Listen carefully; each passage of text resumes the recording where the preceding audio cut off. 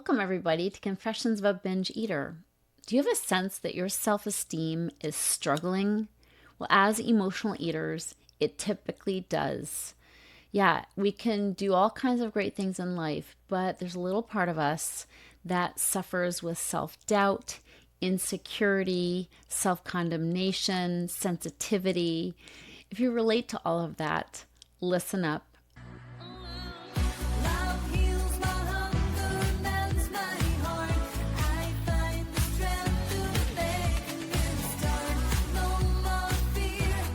So my mentor, Roy, God rest his soul, he was from Texas and he was a character. And he used to talk about an old saying from Texas, which Texans were known as being too big for their britches and such. And so he said they used to say about Texans, if you could buy them for what they're worth and sell them for what they think they're worth, meaning they got big egos, you could make a killing.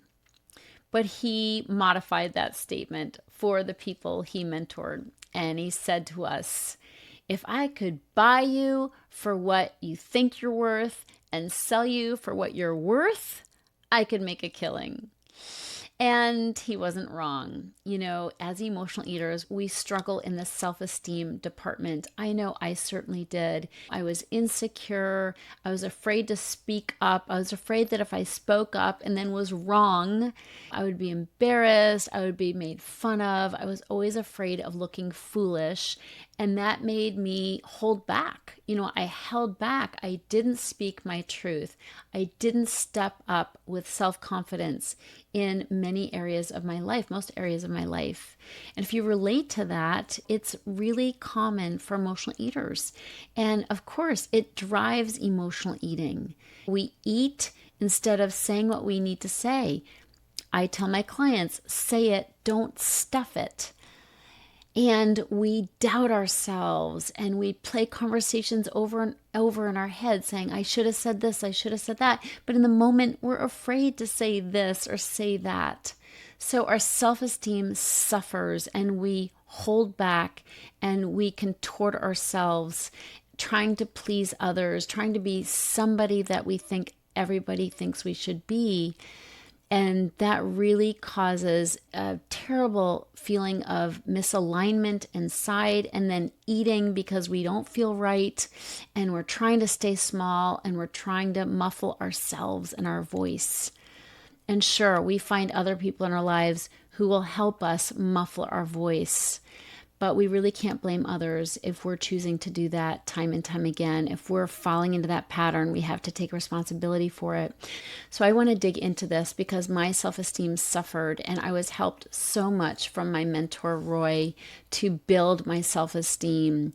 And I've happened upon other people in my life who have helped me as well.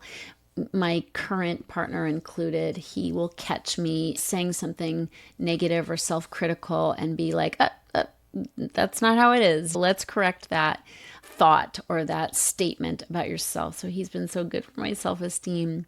But the point is, as emotional eaters, it's hard to build strong self-esteem when we are overeating, when we are binge eating and making promises to lose that weight and then, of course, blowing it and then feeling like, oh my God, I can't trust a thing that I say, or nothing I say means anything. It won't stick.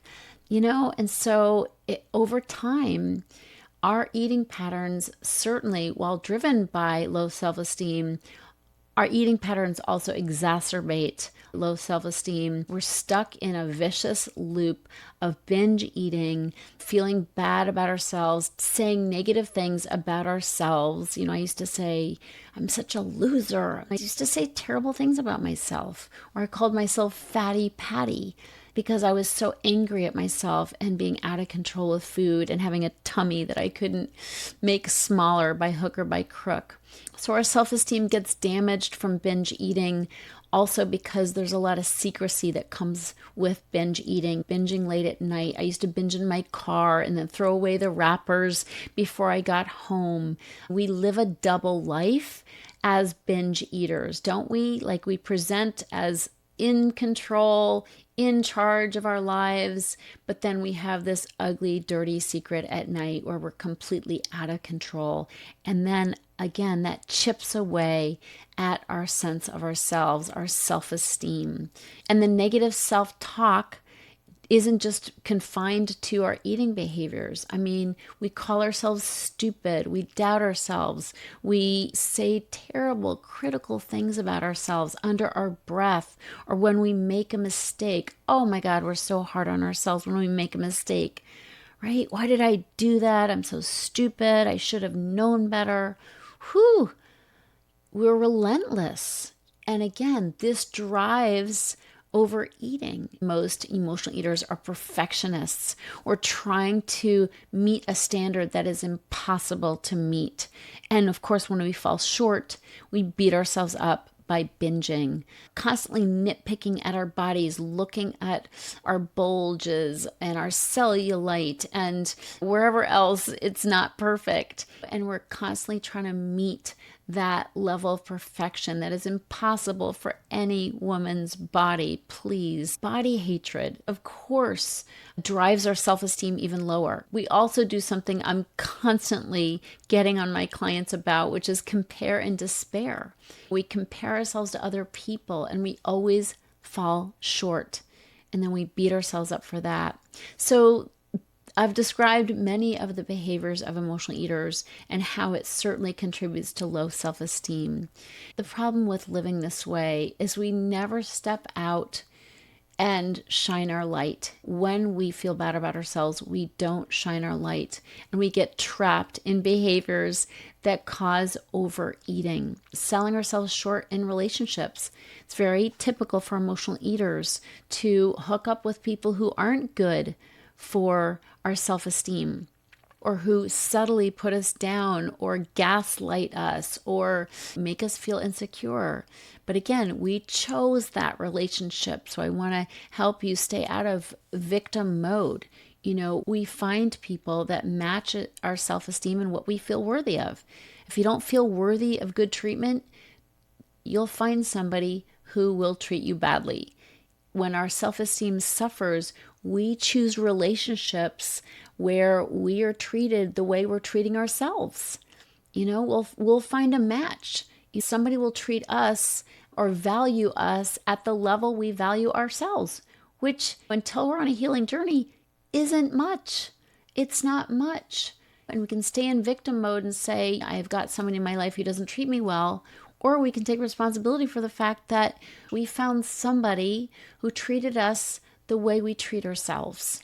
And until and unless we heal our self-esteem, until and unless we go on a healing journey where we're not only healing our relationship with food, but we're doing it from the inside out, which means we're healing our relationship with ourselves, so that we can experience a stronger sense of ourselves, and then we can throw off anything in our life that doesn't match our sense of worth. You know, there's no way you're going to be able to attract good circumstances in your life and enjoy them unless you feel worthy of them. And that's people, that's circumstances, that's income, you know, that's joy. Your life is a reflection of how you feel about yourself. Your eating is a reflection of how you feel about yourself deep down. You may not be conscious of having self-esteem that suffers, but chances are if you're treating yourself like crap in the food department, there's a part of you that feels like that's what you deserve and that's what you're giving to yourself. So sorry, but I owe you the truth. You deserve to feel happy, you deserve to feel joyful, and you deserve to have a greater sense of self-worth. But it's not going to happen if you don't address your relationship with food and how that's impacting your self-esteem. So it's not about fixing the food, it's about healing your sense of self-worth. So the good news is that with the Heal Your Hunger program, you can not only heal your relationship with food, but heal your relationship with yourself. In fact, the order is heal your relationship with yourself, and you will automatically heal your relationship with food. It works both ways. I mean, it's hard to heal your relationship with yourself unless you're getting support to make self-caring choices. My clients are learning to take care of themselves. They're learning to put themselves first. They're learning to take time in their day for self-care and activities that are self-loving. And then their relationship with food is matching that.